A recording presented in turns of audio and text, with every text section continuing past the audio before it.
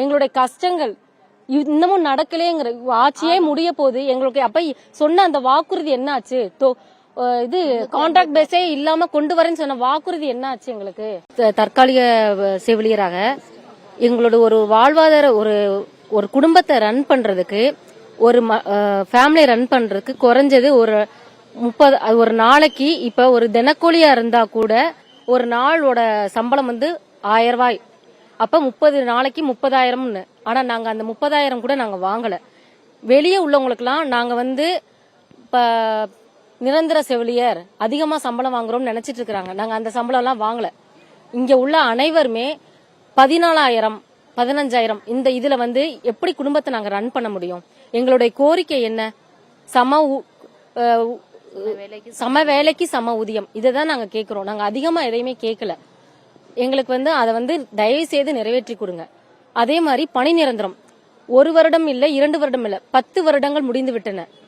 இந்த 10 வருடங்களில் 10 medical college உருவாக்கி வச்சிருக்கீங்க.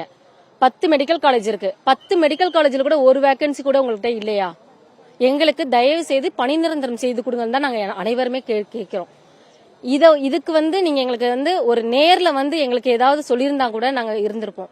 எங்களை எல்லா இடத்துல அங்க போங்க இங்க போங்க தான் சரிங்களோ, இது வரைக்கும் அலக்கழிச்சிட்டு ப்ராப்பரா பதில் சொல்லல.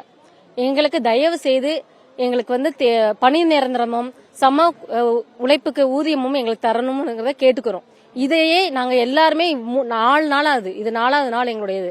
எங்க குழந்தைங்களை விட்டு ஃபேமிலியை விட்டு நாங்க வந்து இங்க இருக்கிறோம். தயவு செய்து எங்களுடைய கோரிக்கையை காதை கொடுத்து கேட்டு பாருங்க. இவ்வளவு நாள் நாங்க போராடலன்னு சொல்ல முடியாது. ஒவ்வொரு டைமும் எங்க தலைவர்கள் ஒவ்வொரு கோரிக்கையா ஒவ்வொரு இடத்துலயும் ப்ராப்பரா வச்சுதான் அவங்க வந்து இன்ஃபர்மேஷன் கொடுத்திருக்கிறாங்க. நாங்க வந்து திடுதிப்புன்னு இந்த சமயத்துல நாங்க யாருமே ஸ்ட்ரைக் பண்ணல.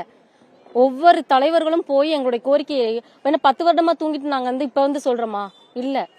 எங்களுடைய கஷ்டங்கள் இன்னமும் நடக்கலேங்கிற ஆட்சியே முடிய போகுது. எங்களுக்கு அப்ப சொன்ன அந்த வாக்குறுதி என்ன ஆச்சு? இது கான்ட்ராக்ட் பேஸே இல்லாம கொண்டு வரேன்னு சொன்ன வாக்குறுதி என்ன ஆச்சு? எங்களுக்கு